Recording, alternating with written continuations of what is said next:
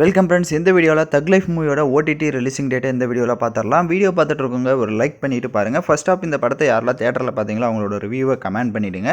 So இந்த படம் பார்த்தீங்கன்னா இப்போ ஓடிடியில் வந்துட்டு நெட்ஃப்ளிக்ஸ் தான் வாங்கியிருக்காங்க. இதில் என்ன ஒரு பிரச்சனை அப்படின்னா இந்த படம் இப்போ டோட்டலாக பார்த்தீங்கன்னா தேட்டர்ஸில் எல்லாமே ஓடுறது டவுன் ஆயிடுச்சு.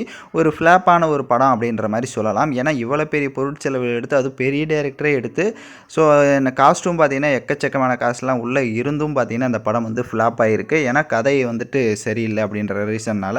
ஸோ இந்த படத்தினுடைய ஓடிடி அக்ரிமெண்ட் பார்த்தீங்கன்னா 8 வாரத்துக்கு வந்துட்டு வாங்கியிருக்காங்க. ஸோ ஃபஸ்ட் டைம் பார்த்தீங்கன்னா 8 வாரம் கழித்து ஒரு படம் ஓடிடியில் வரும் அப்படின்ற மாதிரி இந்த தக் லைஃப் மூவி மூலயமா தான் இன்ட்ரடியூஸ் பண்ணாங்க. பட் இந்த படமே பார்த்தீங்கன்னா இப்போ ஃப்ளாப் ஆயிடுச்சு.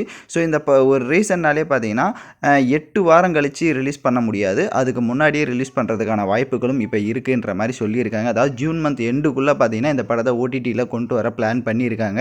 ஸோ ஏன் அப்படின்னா அது தியேட்டரில் இது லாஸ் ஆயிடுச்சு அப்படின்னா நெட்ஃப்ளிக்ஸில் அப்படியே சூடாக விட்டோம் அப்படின்னா பார்க்காத ஆடியன்ஸ்லாம் கண்டிப்பாக பார்ப்பாங்க அப்படின்ற ஒரு ரீசன் தான். ஸோ அதனால் கண்டிப்பாக பார்த்தீங்கன்னா அந்த ப்ரொடக்ஷன் டீமாக இருக்கட்டும் இல்லை அந்த தக் லைஃப் டீமாக இருக்கட்டும் எல்லாருமே முடிவு பண்ணி அதாவது நார்மலாக எப்படி 4 வீக்ஸில் வந்துட்டு ஓடிடியில் வருமோ அந்த மாதிரி ஒரு பிளான் கொண்டு வரதுக்கு வாய்ப்பு அதிகமாக இருக்குது. அப்படி கொண்டு வந்தால் கண்டிப்பாக இந்த மாதமே ரிலீஸ் ஆகிடும். இல்லை எதுவுமே ரொம்ப ப்ரெஷராக இருக்குது அப்படின்னா அந்த 8 வாரம் கழிச்சு தான் ரிலீஸ் பண்ணுவாங்க. பட் நீங்கள் இந்த படத்தை பார்க்க எந்த அளவுக்கு ஒரு எக்ஸ்பெக்டேஷன்ஸில் இருக்கீங்கன்னு கமெண்ட் பண்ணுங்கள்.